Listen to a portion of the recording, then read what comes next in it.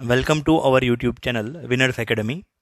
ધોરણ 11ના કેમેસ્ટ્રીના પહેલા ચેપ્ટરના આ ત્રીજા વિડીયોની અંદર ટોપિક આગળ જોતા પહેલાં પહેલો અને બીજો વિડીયો ખૂબ જ સરસ રીતે જોયેલો હોવો ફરજિયાત છે. આજે હું તમને એક એવો ટોપિક ભણાવીશ કે જે 9મા 10માની અંદર મોટાભાગના વિદ્યાર્થીઓને અઘરો પડતો હોય છે.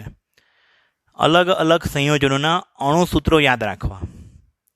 થાય છે કેવું, અલગ અલગ ચેપ્ટરમાં અલગ અલગ સંયોજનો આવે એટલે દરેક સંયોજનને આપણે એ વખતે તો યાદ રાખીએ, પણ જ્યારે બધા જ ચેપ્ટર ભેગા થઈને જ્યારે પેપર પૂછાય ને ત્યારે પેપરમાં આપણને એ સંયોજનનું સૂત્ર મે બી કોઈક વાર ભૂલ થઈ જતી હોય છે.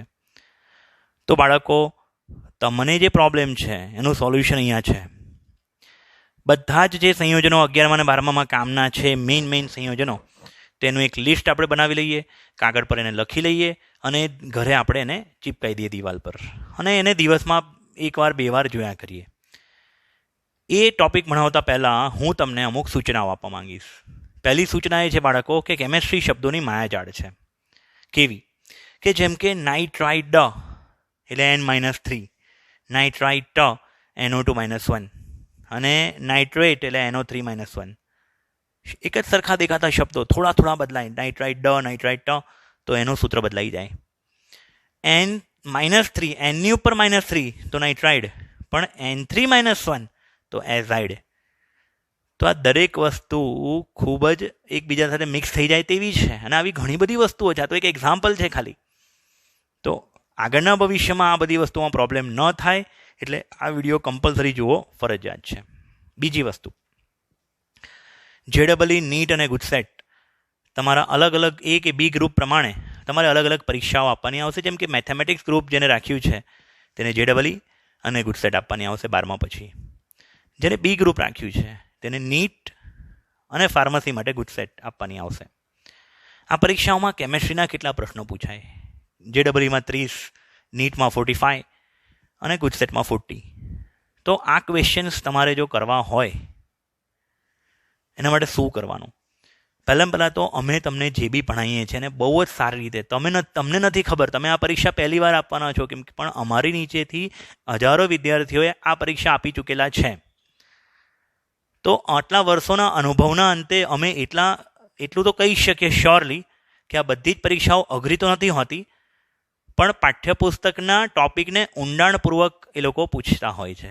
એટલે જે વિદ્યાર્થીએ પાઠ્યપુસ્તકને ખાલી ગોખી હોય છે સમજ્યા વગર, એને એ એક્ઝામ્સ અઘરી લાગતી હોય છે, ડિફિકલ્ટ લાગતી હોય છે. અને જે લોકો સારો સ્કોર કરે છે, સારા માર્ક્સ લાવે છે, તે લોકો આ પ્રકારની પરીક્ષાઓ માટે અમે જે તૈયારી કહીએ છીએ, જે રીતે કરવાનું કહીએ છીએ તે કરતા રહેતા હોય છે. એક ઉદાહરણ આપું કે ડેલી કોઈ વિદ્યાર્થી 20 MCQ કરે છે કેમેસ્ટ્રીના. 20 MCQ કરતાં કેટલી વાર લાગે? અડધો કલાક.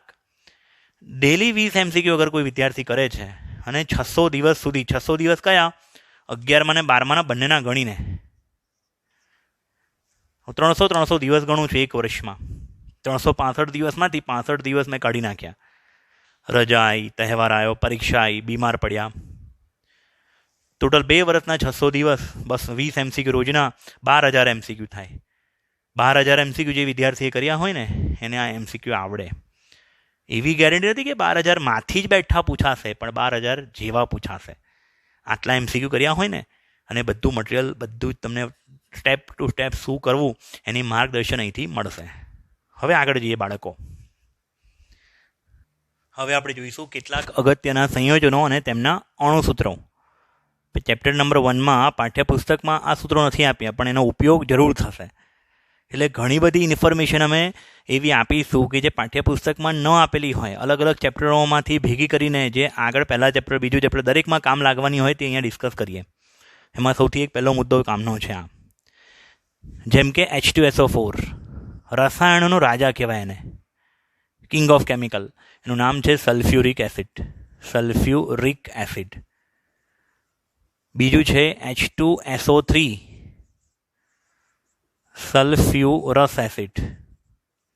Sulphuric acid. ત્યારબાદ H2S2O7 જેને કહેવાય છે ઓલિયમ, અથવા એનું બીજું નામ છે ધુમાયમાન સલ્ફ્યુરિક એસિડ.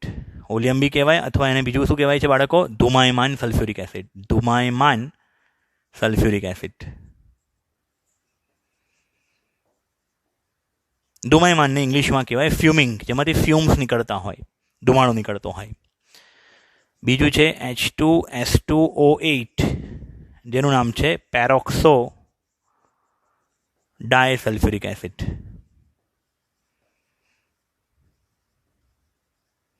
જેને બીજી ભાષામાં કહે છે માર્શલ એસિડ.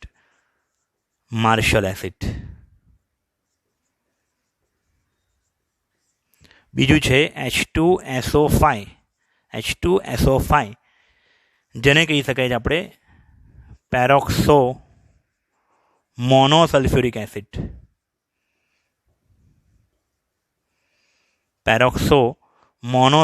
એસિડ. ત્યારબાદ બીજું, આ બધા તમારે નામ યાદ રાખવાના છે, ઠીક છે બાળકો. ત્યારબાદ છે HNO3, જેને કહેવાય છે નાઇટ્રિક એસિડ. HNO2, જેને કહેવાય છે નાઇટ્રસ એસિડ. તમે જોઈ શકો છો જે રીતના અહીંયા આવ્યું હતું સલ્ફ્યુરિક અને સલ્ફ્યુરસ, એ રીતના અહીંયા આવ્યું નાઇટ્રિક અને નાઇટ્રસ, ઠીક છે ને. ત્યારબાદ H3PO4 phosphoric acid, H3PO3 phosphorous acid. Same અહીંયા પણ એવું જ થયું, જુઓ જરા. અહીંયા શું હતું? સલ્ફ્યુરિક સલ્ફ્યુરસ, અહીંયા છે ફોસ્ફોરિક ફોસ્ફોરસ.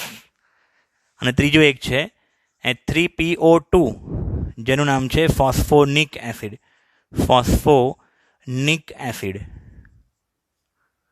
અથવા બીજું નામ બી છે એનું હાઇપોફોસ્ફરસ એસિડ. આ હાઇપો શબ્દનો મિનિંગ થાય છે ઓછા. શું ઓછું છે આની અંદર? ફોસ્ફરસ એસિડ કરતાં ઓક્સિજન ઓછો છે. અહીંયા 3 છે ઓક્સિજન, અહીંયા 2, એટલે હાઇપો એટલે ઓછું. બરાબર છે. ત્યારબાદ બીજા ઘણા બધા છે, જેમ કે H2S, તો hydrogen sulphide, HCN hydrogen cyanide.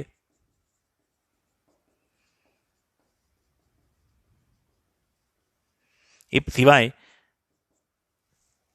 આ બધા તમારે યાદ રાખવાના છે, ઠીક છે ને બેટા બાળકો. ત્યારબાદ તમે HCl, HFને કહેવાય હાઇડ્રોજન ફ્લોરાઇડ. HClને કહેવાય હાઇડ્રોજન ક્લોરાઇડ. એ રીતે HBr હોય તો હાઇડ્રોજન બ્રોમાઇડ, HI હોય તો હાઇડ્રોજન આયોડાઇડ. આ લોકોના જલીય દ્રાવણને, HClના જલીય દ્રાવણને, HFના જલીય દ્રાવણને એને એસિડ કહેવાય. જેમ કે HFને પાણીમાં ઓગાળીએ તો એ થઈ જાય છે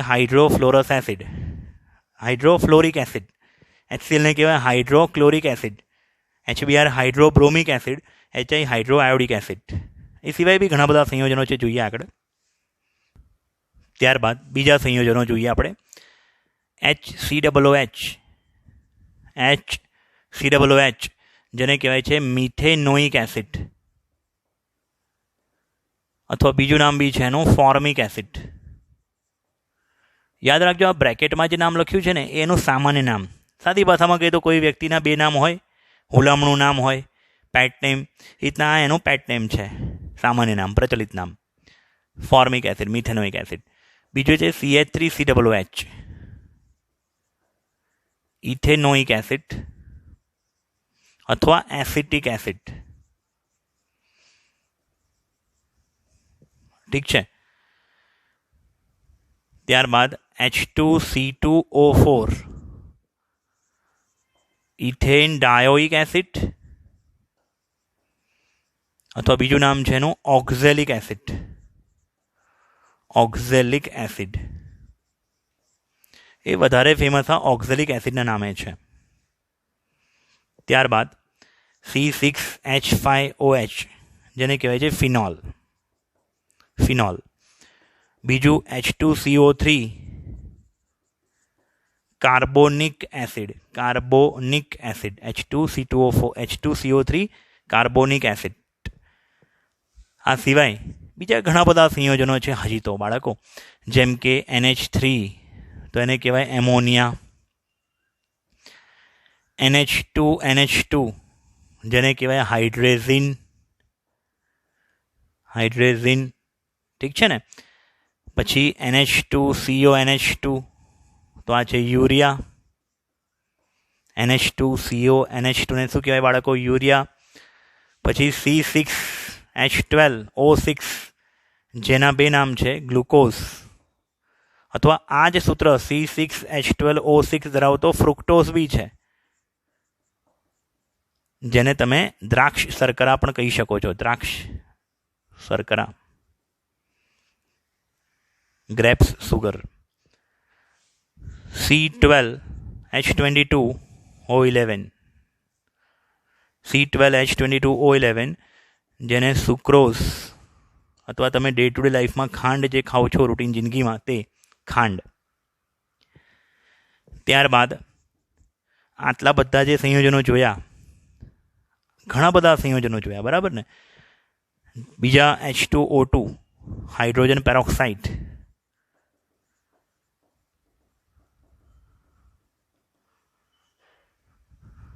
આગળ જઈએ હજી. ત્યારબાદ HClO3, HClO2. HClO3 જે છે તેનું નામ છે ક્લોરિક એસિડ. અને HClO2 નું નામ છે ક્લોરસ એસિડ. આપણે આગળ જોયું phosphoric, phosphorus, sulphuric, sulphurous, nitric, nitrous. તેવી રીતે અહીંયા ક્લોરિક, ક્લોરસ. ઠીક છે. હજી બીજા બે છે, HClO4 અને HClO. હવે યાદ રાખજો અહીંયા શું ટેકનિક વાપરવાની છે. ક્લોરિક એસિડ કરતાં વધુ ઓક્સિજન છે આની અંદર,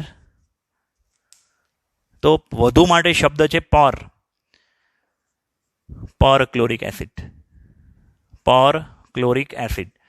અને ક્લોરસ એસિડ કરતાં ઓછો ઓક્સિજન છે HClOમાં, તો એનું નામ છે હાઇપોક્લોરસ એસિડ.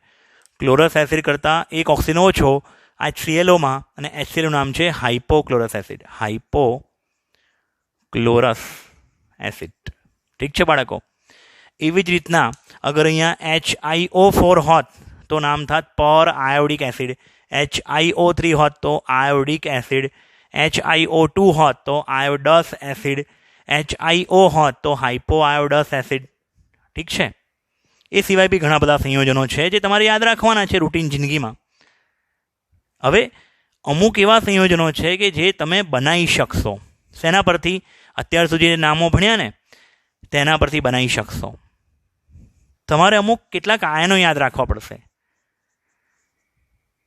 પોલી એટમિક એટલે કે બહુપરમાણવીય.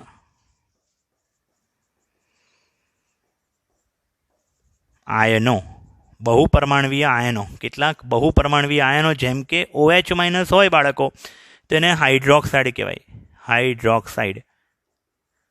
OH- ને શું કહેવાય? હાઇડ્રોક્સાઇડ. Cn- ને કહેવાય સાયનાઇડ. ઠીક છે. એ રીતે NC- હોય, NC- તો એને કહેવાય આઇસોસાયનાઇડ.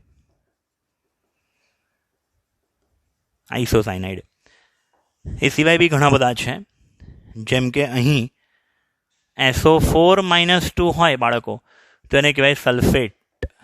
SO4-2 ને શું કહેવાય? સલ્ફેટ. SO4 પરથી SO3-2 હોય તો સલ્ફાઇટ. બોલો હવે આ બંને ક્યાંથી આવ્યા? H2SO4 માંથી 2H નીકાળી દીધા, સલ્ફ્યુરિક એસિડમાંથી 2H નીકાળી દીધા, તો શું બન્યું? સલ્ફેટ. H2SO3 માંથી 2H નીકાળી દીધા, શું બન્યું? સલ્ફાઇટ. અને બીજું, અને આ બંનેની આગળ H લગાડી દઈએ, HSO4-, તો બાય સલ્ફેટ અથવા હાઇડ્રોજન સલ્ફેટ પણ કહેવાય બાળકો. Hydrogen sulphate. તેવી જ રીતે HSO3-1 હોય તો બાય સલ્ફાઇટ અથવા હાઇડ્રોજન સલ્ફાઇટ.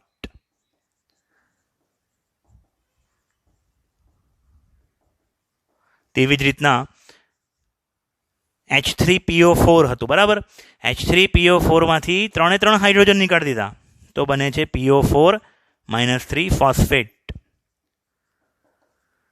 ફોસ્ફેટ. એ રીતના જ PO3-2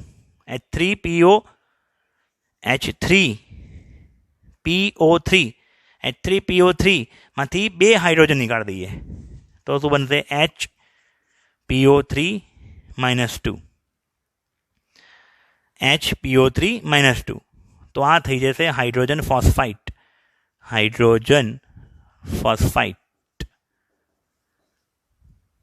બરાબર છે. એ રીતે HNO3 નાઇટ્રિક એસિડમાંથી H નીકાળી દઈએ તો NO3-1 નાઇટ્રેટ, NO2-1 એને નાઇટ્રો પણ કહી શકાય અથવા નાઇટ્રાઇટ. હવે ક્યારે નાઇટ્રો કહેવાય અને ક્યારે નાઇટ્રાઇટ કહેવાય એ પછી આપણે આગળ જોઈશું, એના વિશે ચિંતા ના કરશો. હજી બીજા આગળ જોઈએ આપણે, ઘણા બધા છે બાળકો. હજી પોલીએટોમિક આયન્સની અંદર જેમ કે CH3COOH હતું તો એસિડિક એસિડ કહેતા હતા, બરાબર. હવે એમાંથી એક H નીકાળી દીધો, નેગેટિવ આયન બની ગયો, તો આને કહેવાય એસિટેટ. એ રીતના HCOOH ને ફોર્મિક એસિડ કહેતા હતા, એમાંથી HCOO- એક H નીકાળી દીધો તો આ બની ગયું ફોર્મેટ. H2CO3 ને કહેવાતા હતા કાર્બોનિક એસિડ, એમાંથી 2 H નીકાળી દીધા, CO3-2, આને કહેવાય કાર્બોનેટ. અને જો એક H નીકાળી એની અંદર જોડી દઈએ આપણે તો બનશે HCO3-1, જેને કહેવાય બાયકાર્બોનેટ અથવા હાઇડ્રોજન કાર્બોનેટ.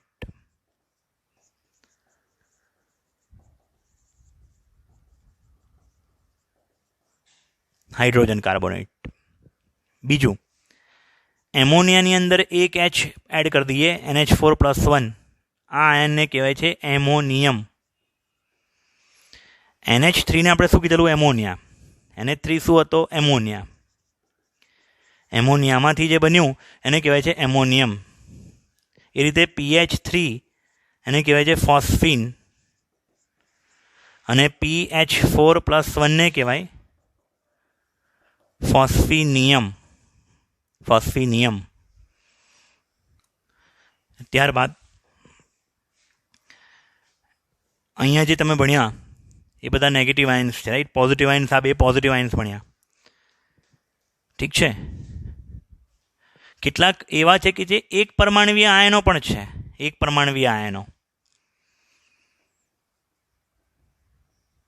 મોનોએટમિક આયન્સ, જેમ કે ઓક્સિજન -2 હોય તો એને ઓક્સાઇડ કહેવાય, ઓક્સાઇડ. S-2 હોય તો સલ્ફાઇડ. N-3 છે તો નાઇટ્રાઇડ. Hydrogen -1 hydride. હા, બીજી એક વસ્તુ અહીંયા યાદ રાખવાની છે, O2-2. O2 એટલે 2 પરમાણુ થાય ને, એટલે બહુ પરમાણુમાં લેવો પડે. એકલો O હોય તો ને એક પરમાણુમાં લેવાય, પણ O2 છે શું થયું? બહુ પરમાણુવીય. તો O2-2 એને કહેવાય પેરોક્સાઇડ, ઠીક છે. O2-1 એને કહેવાય સુપર ઓક્સાઇડ.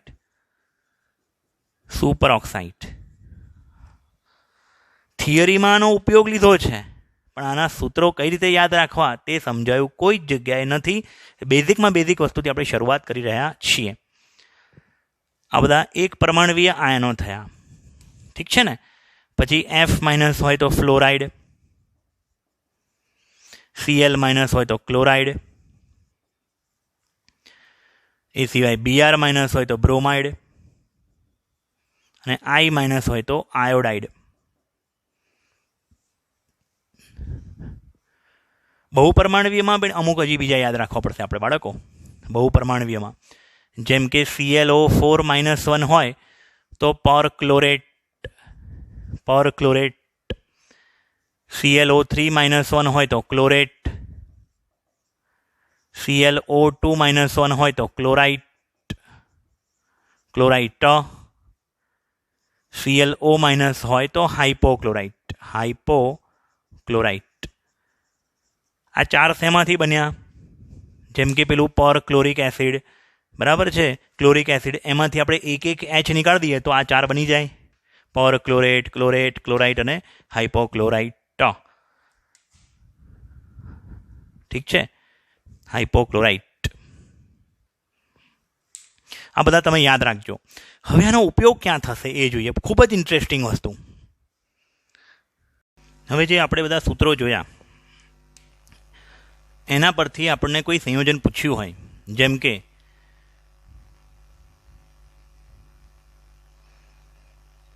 કેલ્શિયમ સલ્ફેટ, તો એનું સૂત્ર તમે કઈ રીતે બનાવશો? નામ પૂછ્યું છે, સૂત્ર કઈ રીતના બનાવશો?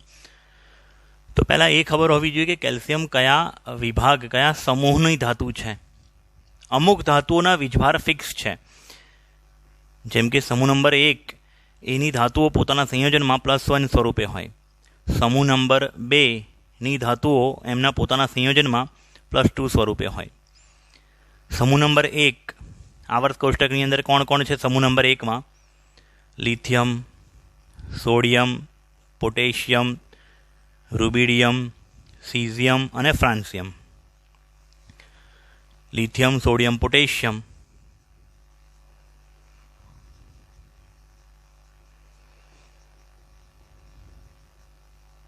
રૂબિડિયમ,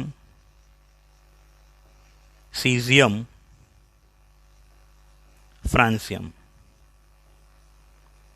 આ ધાતુઓ પોતાના સંયોજનોમાં +1 સ્વરૂપે હોય છે. યાદ રાખવાનું. આ સમૂહ એકને યાદ રાખવા માટે તમે એવું યાદ રાખી નાખો છો કે લીના કરીને કોઈ છોકરી છે, લીના કી, આરબી એની રબડીની દુકાન છે, ધારો કે રબડી સ્વીટ, લીના કી રબડી, સબકો ફ્રી. અથવા 10 વાર ભૂલી જાઓ lithium, sodium, potassium, rubidium, caesium, francium, તો યાદ રહી જશે. પછી સમૂહ નંબર 2 ની ધાતુ છે બેરેલિયમ, મેગ્નેશિયમ, કેલ્શિયમ, સ્ટ્રોન્શિયમ, બેરિયમ અને રેડિયમ. આ ધાતુઓ માટે શું નામ બોલ્યો હું? બેરેલિયમ, મેગ્નેશિયમ, કેલ્શિયમ, સ્ટ્રોન્શિયમ, બેરિયમ અને રેડિયમ. આ પોતાના સંયોજનોમાં કયા સ્વરૂપે હોય છે? +2 સ્વરૂપે. કેટલીક ધાતુ એવી છે કે જે પોતાના ઓક્સિડેશનાંક બદલે છે, ખાસ કરીને ડી વિભાગની ધાતુ. આ જે બે છે ને એસ વિભાગની ધાતુ છે. આવર્ત કોષ્ટક આખો આપણને ખબર છે. આવર્ત કોષ્ટકમાં આ કયા સમૂહમાં છે? આ એસ વિભાગમાં. સમૂહ 1 અને સમૂહ 2 એસ વિભાગ. ડી વિભાગની કેટલીક ધાતુઓ જેમ કે કોપર +1 સ્વરૂપે પણ હોય છે, કોપર +2 સ્વરૂપે પણ હોય છે. તો કોપર +1 ને કહેવાય છે ક્યુપ્રસ, કોપર +2 ને કહેવાય ક્યુપ્રિક. તેવી રીતના Fe+2 સ્વરૂપે પણ હોઈ શકે છે, +3 સ્વરૂપે પણ હોઈ શકે છે. તો Fe+2 હોય તો એને કહીશું આપણે ફેરસ. Fe+3 હશે એને કહેવાશે ફેરિક. ફેરસ અને ફેરિક. મર્ક્યુરી +2 સ્વરૂપે હશે તો મર્ક્યુરિક, અને મર્ક્યુરી +1 સ્વરૂપે હશે તો મર્ક્યુરસ. મતલબ કે નાનો ઓક્સિડેશનાંક રસ, મોટો ઓક્સિડેશનાંક એટલે વીજભાર મોટો રિક. રીતના ફેરસ અને ફેરિક, મર્ક્યુરિક, મર્ક્યુરસ. ઠીક છે. સમૂહ નંબર 13 ની અંદર મોટે ભાગે +3 સંયોજકતા જોવા મળતી હોય છે, જેમાં boron, aluminium, gallium, indium, thallium. હા, થેલિયમ +3 સ્વરૂપે પણ હોય છે, +1 સ્વરૂપે પણ હોય છે. એનું +1 વધારે સ્થાયી છે. આ બધા મોટે ભાગે +3 સ્વરૂપે હોય છે. અને તમે યાદ કઈ રીતના રાખશો? Boron, aluminium, gallium, indium, thallium. Bal Gangadhar in Thailand. બાલ ગંગાધર ઇન થાઇલેન્ડ. અથવા બી એવું પણ યાદ રાખી શકો છો, બેંગન, આલુ, ગાજર ઇન વન થાલી અથવા વન થેલી. ઓકે. આને તમે યાદ રાખવું હોય તો કેવી રીતે યાદ રાખી શકો છો? બેટા માંગે કાર સ્કૂટર બાપ રોય. ફરીથી એકવાર, બેટા માંગે કાર સ્કૂટર બાપ રોય. ઠીક છે ને?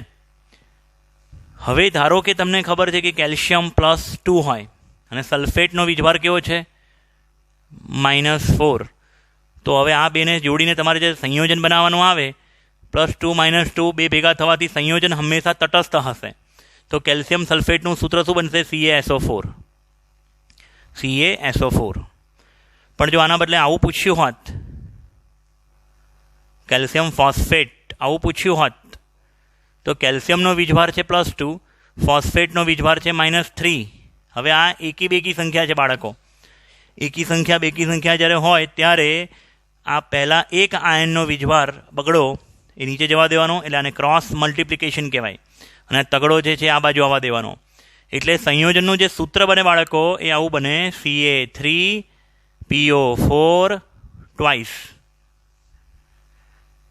એટલે નામ પરથી તમે સૂત્ર બનાવી શકો છો બાળકો. આવા ઘણા બધા આપણે એક્ઝામ્પલ જોઈએ. ચલો બીજું એક સંયોજન આવું પૂછાયું હોત કે ભાઈ સોડિયમ સલ્ફેટ. તો સોડિયમનો વીજભાર છે +1, સલ્ફેટનો વીજભાર છે SO4નો વીજભાર છે -2. તો અહીંયા +1 છે, અહીંયા -2 છે. તો સંયોજન કેવું બનશે? અહીંયા +1 એક આ બાજુ જશે, બગડો આમ આવશે. એટલે સંયોજન જે બનશે Na2SO4. ધારો કે એવું પૂછાયું હોત સોડિયમ કાર્બોનેટ. તો સોડિયમનો વીજભાર છે +1 પોતાના સંયોજનોમાં, કાર્બોનેટ -2 હોય તો સોડિયમ +1 આ એક જશે નીચે આ બાજુ કાર્બોનેટની પાછળ, બગડો આવશે સોડિયમની પાછળ. એટલે સંયોજનનું સૂત્ર બનશે Na2CO3. પરંતુ જો આવું હોત સોડિયમ બાયકાર્બોનેટ,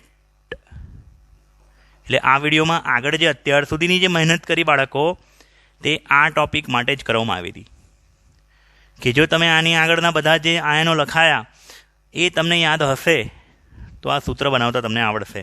+1 -1 આ બે ભેગા થવાથી સંયોજન બનશે તો 0, વીજભાર કુલ વીજભાર 0 થઈ જશે. તો પછી તમારે આને કોઈને ગુણવાની જરૂર નથી. એટલે સંયોજનનું સૂત્ર બનશે NaHCO3. પરંતુ જો આની બદલે આવું હોત, આની બદલે કે ભાઈ એલ્યુમિનિયમ સલ્ફેટ, તો તમે શું કરતા? એલ્યુમિનિયમ સમૂહ 13ની ધાતુ જે +3 સ્વરૂપે હોય, સલ્ફેટનો વીજભાર છે -2. તો આ તગડો જાય આ નીચે આ બાજુ સલ્ફેટની પાછળ, બગડો આ બાજુ આવશે એલ્યુમિનિયમની પાછળ. એટલે એલ્યુમિનિયમ સલ્ફેટનું જો સૂત્ર બનાવવું હોય તો બેટા આવું બનશે Al2SO4 થ્રાઇસ. કોઈ પણ સંયોજનનું તમે સૂત્ર બનાવી શકો છો બાળકો આ રીતે. ધારો કે એલ્યુમિનિયમ ક્લોરાઇડ. તો એલ્યુમિનિયમનો વીજભાર છે +3, Clનો વીજભાર છે -1. તો આ ત્રગડો જશે આ બાજુ, આ -1 આપણે કિંમતને ધ્યાનમાં લેવાની છે, સમજો. નિશાનીને જોડ દો, ઋણ નિશાનીને. કિંમત કેટલી છે? 1. તો 1 આવશે અહીંયા. એટલે એલ્યુમિનિયમ 1 વખત, ક્લોરીન 3 વખત, એટલે બનશે AlCl3 એલ્યુમિનિયમ ક્લોરાઇડ. ધારો કે આવું પૂછાયું હોત ફેરસ સાયનાઇડ. તો શું બનાવશો તમે? Ferric cyanide. ફેરસ એટલે Fe+2, Cn સાયનાઇડ એટલે Cn -1. હવે આ +2 ને તમારે ન્યુટ્રલ કરી દેવું એટલે 0 કરી દેવું હોય તો -2 જોઈએ. એટલે -1 વાળા આયનો કેટલી વાર લેવા પડશે? 2 વખત. અથવા તમે ક્રોસ મલ્ટિપ્લિકેશન કરીને પણ કરી શકો છો. આ એક આ બાજુ આવશે, બગડો પેલી બાજુ જાય, એટલે સંયોજન બનશે FeCN ટ્વાઇસ. અહીંયા પણ આ ત્રગડો જે છે આ બાજુ જશે Cnની પાછળ, એક જે છે આ બાજુ આવશે, તો સંયોજનનું સૂત્ર બનશે FeCN થ્રાઇસ. તમે ઘણા બધા સંયોજનોના સૂત્રો તમે યાદ રાખી શકો છો આ મેથડથી. ઠીક છે? ચલો હવે એ રીતે આપણે કરીએ, જોઈએ, પ્રેક્ટિસ કરીએ. Aluminium oxide. Aluminium +3, oxygen -2 oxide. તો પછી ક્રોસ મલ્ટિપ્લિકેશન થાય, સંયોજનનું સૂત્ર થાય Al2O3. ઠીક છે? પણ આવું પૂછાયું હોય બાળકો કેલ્શિયમ ઓક્સાઇડ. તો તમે શું કરશો? કેલ્શિયમ +2 O -2, +2 અને -2નો સરવાળો કરવાથી શું થઈ જશે? 0. એટલે આ બેમાંથી એકોઈને ગુણવાની જરૂર નથી. સીધું સૂત્ર બનશે CaO કેલ્શિયમ ઓક્સાઇડ. એ રીતે તમને પૂછાયું હોય ધારો કે સોડિયમ ઓક્સાઇડ. તો સોડિયમ +1, ઓક્સિજન -2. એક પાછળ ઓની પાછળ જશે, 2 જે છે એ સોડિયમની આગળ પાછળ લાગશે. એટલે અહીંયા સૂત્ર બનશે Na2O. આવા ઘણા બધા તમે કરી શકો છો. જેમ કે બેરિયમ હાઇડ્રોક્સાઇડ પૂછાયું હોય બાળકો. બેરિયમ છે +2 વિભાગ સમૂહ 2ની ધાતુ છે. બેરિયમ +2 અને હાઇડ્રોક્સાઇડનો વીજભાર છે OH-1. એટલે અહીંયા સૂત્ર કેવું બનશે બાળકો? BaOH twice. બરાબર ને? ધારો કે પૂછાયું હોત એલ્યુમિનિયમ હાઇડ્રોક્સાઇડ તો AlOH થ્રાઇસ. સોડિયમ હાઇડ્રોક્સાઇડ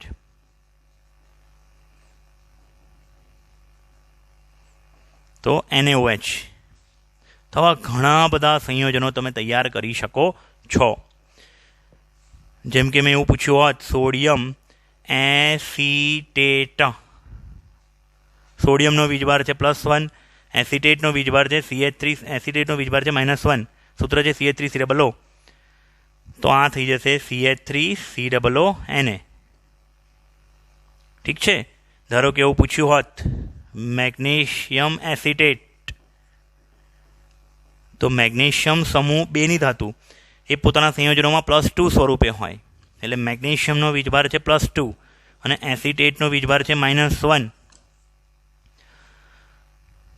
તો -1 વાળા કેટલા આયનો જોઈશે મારે? 2. તો -2 થશે અને +2 સાથે જોડાશે તો બેલેન્સ થઈ જશે, 0 થઈ જશે. ઠીક છે ને? એટલે અહીંયા સૂત્ર થશે આ રીતના CH3COO ટ્વાઇસ Mg. અહીંયા મેં લીટી એટલા માટે દોરી કે આની ઉપરના જેટલા બી સંયોજનો જોયા ને એ બધામાં આપણે ધન આયનને આગળ લખતા હતા. જુઓ તમે, ધન આયન જે છે ને આગળ લખીએ છીએ, ઋણ આયનને પાછળ. ખાલી આ સંયોજનો ઓર્ગેનિક કમ્પાઉન્ડ્સની અંદર એવું હોય ઘણીવાર, આ બધા કાર્બનિક સંયોજનો છે આ બે, તો એમાં એવું હશે કે જે કાર્બનિક સંયોજનનો મેઇન ભાગ હશે તે આગળ હશે અને ધન આયનને એટલે ધાતુને પાછળ રાખી. બાકી મોટા ભાગમાં તમે જુઓ તો ધન આયન ક્યાં છે? આગળ. ઘણા બધા આવા સંયોજનો છે બાળકો. ધારો કે તમને પૂછાયું ફેરસ ઓક્સાઇડ તો Fe+2O-2 સંયોજન બનશે FeO.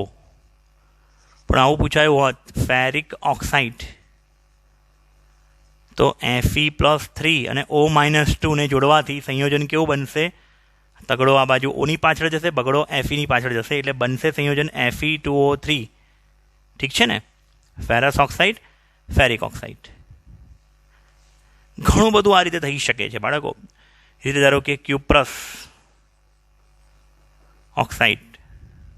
ક્યુપ્રસ એટલે Cu+1. તો આ 1+1 આ બાજુ જશે, -2 બગડો અહીંયા આવશે, એટલે શું બનશે સૂત્ર? Cu2O, cuprous oxide.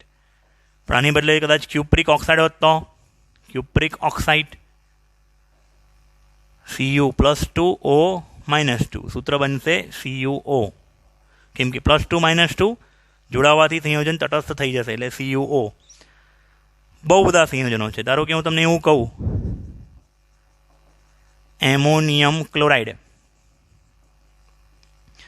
તો એમોનિયમ NH4 કેવો છે? +1. એમોનિયા અલગ વસ્તુ છે, એમોનિયમ અલગ વસ્તુ છે. એમોનિયા એટલે NH3 અને એમોનિયમ એટલે NH4+1.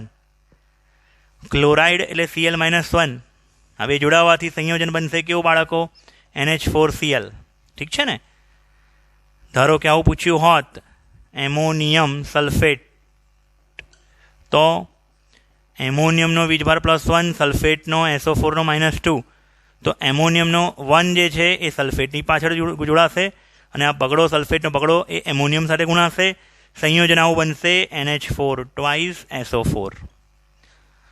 હા, તો જસ્ટ મેં તમને એક્ઝામ્પલ આપ્યા. આવા બહુ બધા સંયોજનો તમે જાતે જે આયનો મેં શીખવાડ્યા છે આગળ, પોલી એટોમિક આયન્સ, બહુપરમાણવીય આયનો, એક પરમાણવીય આયનો અને આગળ જે બધા સંયોજનો લખાયા તે આ બધા જ તમે મોઢે કર્યા હશે તો આ બધા સંયોજનો બનાવતા તમને આવડશે.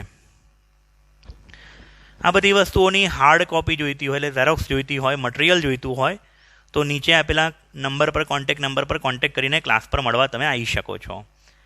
એ સિવાય સોફ્ટ કોપી બી તમને અવેલેબલ થશે. તમારે કોઈપણ વસ્તુની હેલ્પ જોઈતી હોય તો આ સિચ્યુએશનમાં, લોકડાઉનની સિચ્યુએશનમાં તમે વોટ્સએપ ગ્રુપમાં જોડાઈ શકો છો. તમને ઓનલાઈન મટીરિયલ, ઓનલાઈન ટેસ્ટની ફેસિલિટી પણ અહીંયાથી મળશે. તો મળીએ બાળકો નેક્સ્ટ વિડીયોમાં એક નવા ટોપિક સાથે. Thank you very much.